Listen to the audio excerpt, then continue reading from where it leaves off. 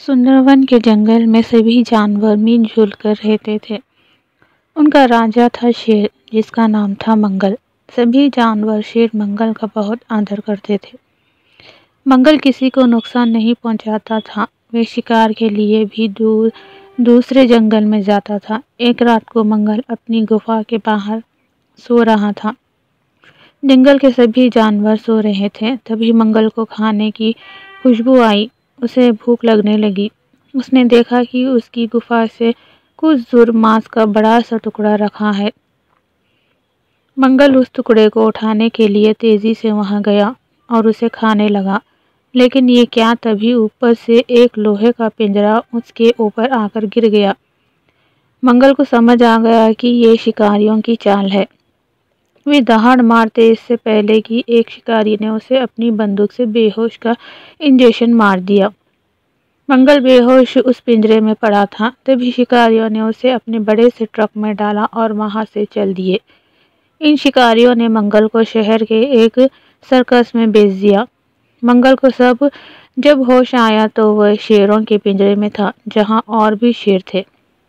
मंगल ने कहा, भाई तुम कब से यहाँ कैद हो? एक शेर बोला, भाई मुझे तो कई साल हो गए हैं।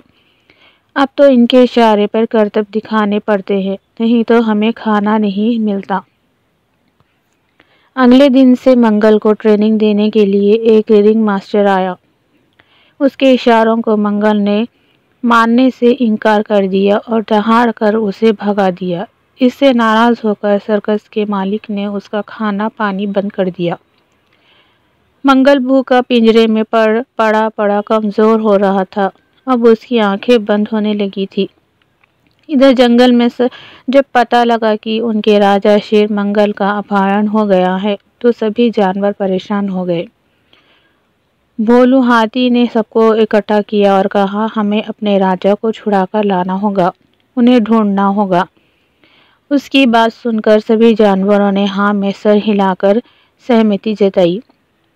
तभी जंगल की ताई मीना लोमड़ी ने कहा, ये बात तो ठीक है, लेकिन पहले पता तो लगे वे कहाँ हैं और किस हाल में हैं। उन शिकारियों ने उनका शिकार कर लिया या उन्हें कहीं बेच दिया। तभी एक हिरन आगे आया और बोला, हाँ ताई जी ठीक कह रही है। मेरे ख्याल से ये काम तो अपना चिंटू बंदर कर सकता है, क्योंकि हम तो शहर जा नहीं सकते। हमारा भी शिकार हो जाएगा। बंदर को शहर में जाने से कोई परेशानी नहीं होती। ये सुनकर चिंटू बंदर बोला, आप सब तैयारी करो अपने महाराज को छुड़ाने की। मैं शहर जाकर पता करता हूँ कि वे कहाँ हैं। चिंटू बंदर उसी समय शहर के लिए रवाना हो गया। इधर बाकी सभी जानवर इकट्ठा होकर विचार करने लगे। भोलू हाथी ने कहा, हम हमला रात के समय करेंगे। सबसे आगे हम हाथियों का झुंड रहेगा, फिर पीछे लोमड़ी और गीदड़ रहेंगे। लोग हमसे डरते हैं, इसके बाद बाकी जानवर रहेंगे। कुछ जानवर जंगल में रहकर सबके घरों की रखवाली करेंगे। कहीं दूसरे जंगल वालों को पता लग गया कि हम सब शहर गए हैं, तो वे यहाँ कब्जा ना कर ले। इधर चिंटू बंदर जब शहर पहुंचा तो रात हो चुकी थी। वे मंगल को ढूंढ रहा था। वे पहले चिड़ियाघर में गया, वहां उसे मंगल नहीं मिला। फिर वह वहां से सर्कस में गया। वे धीरे धीरे शेरों के पिंजरे की ओर जा रहा था। तभी उसने देखा बाकी शेर तो इधर उधर घूम रहे हैं, लेकिन एक शेर दीवार की ओर मुंह करे लेटा हुआ है। चिंटू बंदर एक तरफ छिपकर उन पर नजर रख रहा था। तभी एक शेर दूसरे से बात करता दिखाई दिया। वे बोला, कितना मूर्ख है ये सुंदरवन का शेर। इसे लगता है यहाँ से जा पाएगा। हमें देखो, आज तक यहाँ से निकल नहीं पाए। कितने दिन भूखा मरेगा। बाद में तो इसे हंटर की मार के आगे करतब दिखाना ही पड़ेगा। चिंटू बंदर ने जब देखा कि ये तो हमारे महाराज मंगल हैं, तो उसकी आंखों में आंसू आ गए, लेकिन वे कुछ कर नहीं सकता था। वे वहीं छिपा रहा। कुछ देर बाद सभी शेर सोने चले गए। तब वे चुपचाप मंगल के पास गया और बोला, महाराज मैं हूँ चिंटू बंदर, सुंदरवन से आया हूँ। उसकी आवाज़ सुनकर मंगल ने आंखें खोलकर देखा। चिंटू भाई, ये मुझे धोखे से बेहोश करके पकड़ लाए, मेरी मदद करो।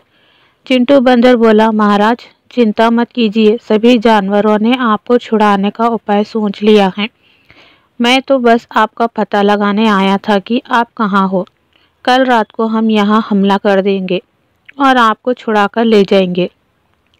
रात में चिंटू बंदर जंगल वापस लौट गया। उसने जंगल में जाकर सारी बात बता दी। उसकी बात सुनकर जंगल के सभी जानवर बहुत गुस्सा हो गए। तभी भोला हाथी बोला, भाइयों ये समय गुस्सा का नहीं है, हमें होशियारी से काम लेना होगा। चुपचाप रात को हमला करेंगे। कल रात होते ही सब यहाँ इकट्ठा हो जाना और जैसे मैं बताता हूँ वैसे ही करना। चिंटू बंदर हमारे आगे आगे पेड़ों पर चलेगा, जिससे किसी भी खतरे का दूर से देख सके। अगले दिन रात को सभी जानवर इकट्ठा होकर शहर की ओर रवाना हुए। शहर पहुंचकर जब वे सर्कस के सामने पहुंचे तो वहां के चौकीदार ने शोर मचाने के लिए जैसे ही सीटी निकाली, चिंटू बंदर ने उसे झपटा लिया। फिर एक गीदड़ ने उस पर हमला कर दिया और उसे बेहोश करके वे आगे बढ़े। शेरों के पिंजरे में पहुंचे तो सभी शेर इतने जानवरों को देखकर आश्चर्यचकित रह गए। भोलू हाथी ने अपनी सूंड से पिंजरे का गेट तोड़ दिया। सभी शेर बाहर आ गए। उनमें से एक भोला, मंगल भाई हमें भी अपने साथ ले चलो, हमारा कोई ठिकाना नहीं है। मंगल बोला, ठीक है, लेकिन तुम मेरे जंगल के किसी भी सदस्य को नुकसान नहीं पहुंचाओगे, वादा करो। सभी शेरों ने वादा किया। सर्कस में इतने शोर से सर्कस के मालिक और सभी काम करने वाले जाग गए। रिंग मास्टर भी आ गया। सर्कस का मालिक हाथ जोड़कर घुटनों के बल बैठ गया और बोला, हमें माफ कर दो। मंगल ने कहा, आज के बाद अगर मैंने कभी ये सर्कस देखा तो इसे तहस नहस कर दूंगा। आज से इस सर्कस में कोई जानवर काम नहीं करेगा। तुम इंसानों को जो कर्तव्य दिखाओ और इस रिंग मास्टर को काम से निकाल दो। सर्कस का मालिक हाँ में सर हिलाता रहा। सभी जानवर अपनी मस्ती में अपने राजा को लेकर वापस जंगल की ओर चल दिए।